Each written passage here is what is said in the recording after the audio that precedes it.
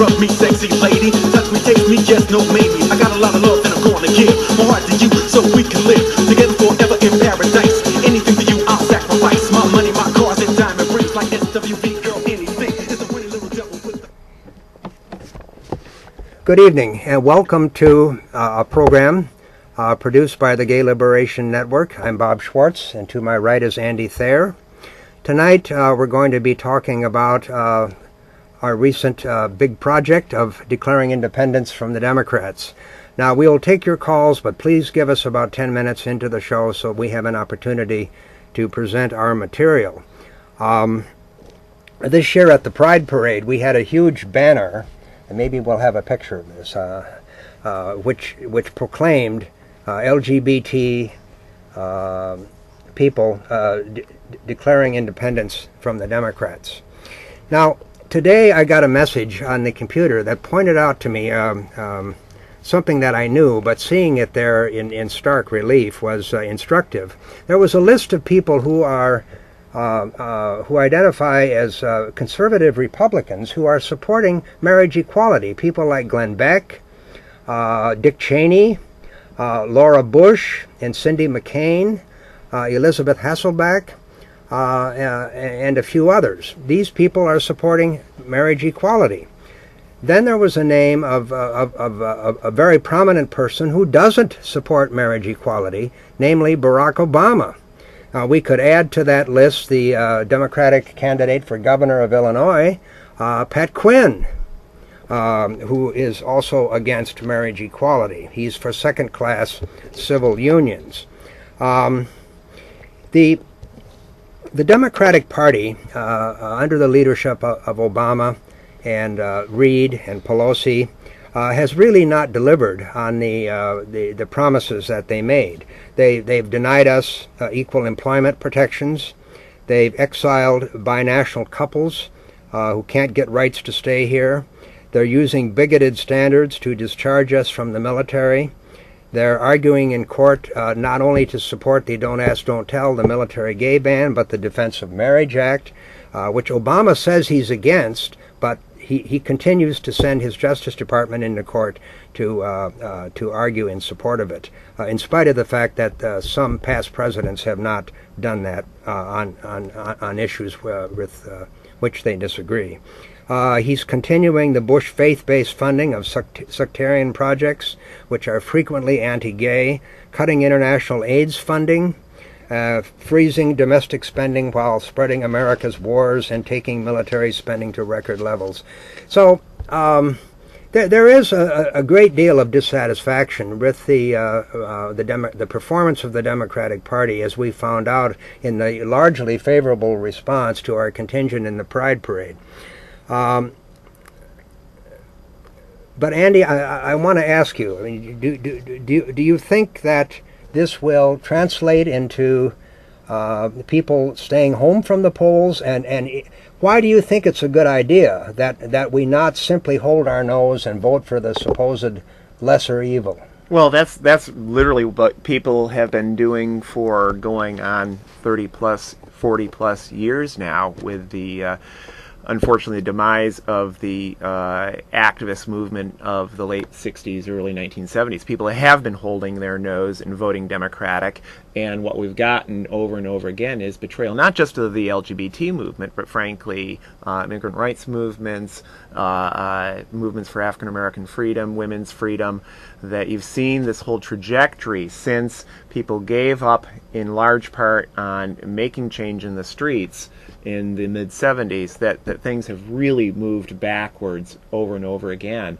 I personally think that there is enough dissatisfaction out there in the land, what with this current economic crisis, that it's the responsibility of those who say they're and believe they're in favor of social change to cut the ties with the Democrats, make that a very firm cut, not a, oh, we just don't like them, we're a bit pissed off at them, and we hope to convince them to do the right thing. But a firm cut from the Democrats is required. And literally, you saw that with the progressive movements on around 1968 going forward for a period of about half a decade, which led by the way, to the election of Richard Milhous Nixon, who is a far-right ideologue in many respects, a confirmed racist, anti-Semite, and warmonger, amongst other things. And yet, that was the period of time when the United States saw some of its greatest advances towards social freedom.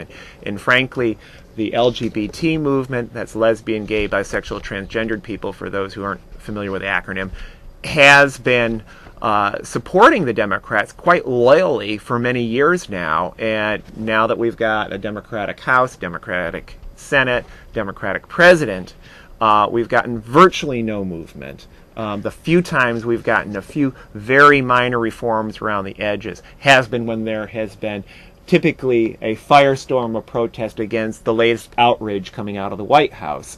We saw, for example, when Rick Warren was chosen to be the invocation speaker, that there was a huge outswelling of protest, and we got the balancing of that with Reverend Gene Robinson. For those who don't know, Gene Robinson is the openly gay bishop of the Episcopalian Church. But again, it's minor concessions from the Democrats. And when we really saw the biggest moves in terms of for civil rights and so forth was really when our movements cut their ties with the Democrats. And that was really the history of the political movements in this country, beginning with the rejection of the Democrats following the 1968 Democratic National Convention here in Chicago. There's a group that's started up here within the last 6 or 9 months called Get Equal. And some of our viewers may have seen the protests at the White House, where some military people, including Dan Choi, handcuffed themselves to the fence at the White House. There have been some other protests as well. And Get Equal, does agree with us on the efficacy of direct action. Street heat, public protest, as a means to push the envelope for social change. But I think where we differ with them is that they're not breaking with the Democrats. They're still trying to put pressure on the Democrats. Is that your reading of the Yeah, unfortunately. situation? I mean, it's good that in contrast to most other organizations, they've at least said that, look, the Democrats are empowered and so we're going to protest against them. But there's much in what they say in terms of their PR which holds out the hope that olive branch can be extended from one or both sides and that peace can be made with the Democratic Party. And frankly, the whole history is that the Democratic Party uses social movements. I mean, we have been played by the Obama administration. We've been played by the Democratic Congress. I mean, I'm going to be going to speak at Toledo Pride tomorrow, and one of the things I'm going to bring up there is, do you remember during the primaries there, Hillary and Obama were trying to outdo each other in their pledges to repeal NAFTA? And now the whole notion of not only repealing NAFTA, but any number of other labor's demands, such as card check and so forth, it's like a bad joke. It's like, boy, that's a thigh slapper. We really got them with that one. They came to the polls, and we gave them nothing. Yeah. We gave them nothing. And actually, in many respects, in terms of attacks on civil liberties, this administration has been worse, believe it or not, than the previous administration. The notion that the United States is entitled to assassinate people abroad has actually been escalated under the current administration. There are 50% more deportations of the undocumented in this country last year versus the last full year of the Bush administration. The notion of executive authority being unchallenged has actually gotten worse under the current administration. I mean, lawyers who are fighting for example, the Guantanamo detainees. There's a 15-year-old who is currently on trial, and the judge has indicated that torture-induced testimony, confessions from him, can be used in his trial. And where's the Obama administration of this? We were told that Guantanamo was going to be shut down at least 6 months ago, but you go on and on and on. And really, it is the responsibility of those who say they're for civil rights, of those who say they're for justice, of those who say they're for peace, to say, look at the world as it is, and not the way the rhetoric of the Democrats say it is. And we see a dramatically escalated war in Afghanistan. We see a continuing occupation of Iraq with a phony withdrawal, much ballyhooed in the mainstream press a few days ago, and the expansion of the war into Pakistan, Somalia, and Yemen. Recently, some gay leaders of state equality organizations, such as Equality Illinois, the political director of Equality Illinois, joined many others in accepting an invitation to go to the White House. And they were met there by a low-level flack who tried to convince them that Obama is the best thing since sliced bread for the gay movement. And they came out of there gushing in their praise for Obama, in spite of the failures that we've outlined here. Where was your invitation? It must have gotten lost in the mail. Yes, it is yours, Bob. But I mean, there was a very famous African American musician whose name unfortunately escapes me right at the moment. He just died about 3 or 4 months ago, and one of the things that said in his obituary that I thought was just really, really to his credit, when the Nixon White House invited him to come to the White House, even though he wasn't a political person, he publicly rejected that invitation. Yeah. And he said it was because the Nixon White House had not done what it had promised to do for African American rights. And that did probably far more to advance African American equality. That really put the Nixon administration's feet to the fire. And if it's just one of these well-coiffed people from the LGBT community bothered to do that, it could have a real impact. Well, several, maybe 9 months ago, Obama himself spoke to a group of gay leaders at the White House, including a number of African Americans from Chicago, and they came out of their gushing praise for Obama. I remember, similar to what you just recounted, when Eartha Kitt went to an event at the White House. It was Lady Bird Johnson and had convened this meeting for tea and crumpets. And Eartha Kitt, to her credit, came out with a stinging rebuke of Johnson's war policy in Vietnam. So, I mean, she accepted the invitation, but she used it as a platform to speak out for justice for the Vietnamese and presumably to save U.S. lives as well. Well, and people wonder how many liberals are out there scratching their heads and looking at the Tea Party syndrome and saying, why is this phenomenon, which was growing so fast, why is this so? Why are they getting the kind of respect, wholly unearned and undeserved, that they are getting? And I think you look at yes, some of it's obviously the Fox News stuff and so forth, but I think the main thing is that we've got a situation where the left has really fallen down on the job. As long as the left is seen as simply cheerleaders for the administration, cheerleaders for the Democratic Party and the Congress, then opposition just flows to the far right rather than to progressive movements, because there's a lot of anger out there about the situation with jobs. But as long as we're just tailing the White House rather than saying, look, you're concerned about the fact that maybe there might not be Social Security and other social programs because of the budget deficit. Well, maybe the fact that 57% of the national budget goes to wars abroad and past wars might have something to do with it. That's what the left should be saying. We're just going to put up some things on the screen here about a previous protest here out in Arlington Heights, and we're very happy to be joined in just a few moments by Roger Fraser. Roger is a longtime member of the Gay Liberation Network, and this on your screen here, as I was saying, is some protest pics from our protest out in Arlington Heights, and Roger was amongst those who were in attendance, probably well over 100 people out there. About 125.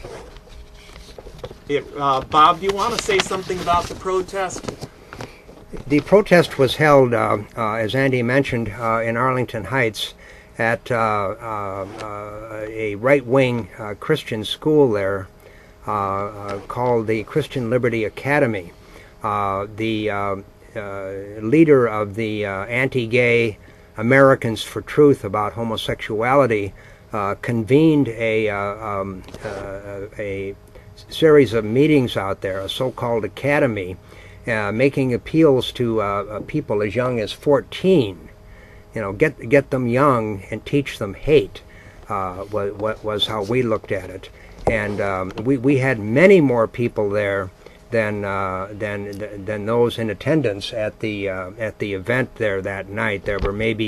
There's some disagreement as to how many were there, but it may have been as few as 30, as many as 50. We had 125, and we forcefully told Peter LaBarbera and other anti-gay bigots out there that we're not going to be pushed back into the closet, and that their agenda of denying us equal civil rights is on the losing side of history. Exactly. And sure enough, I mean, right after our protest out there, we're not going to take credit for this, but a number of right-wing people, Glenn Beck, I mentioned earlier, Ann Coulter, and Elizabeth Hasselbeck, they all came out for marriage equality, much to the consternation of Peter LaBarbera. So that's what that protest was all about.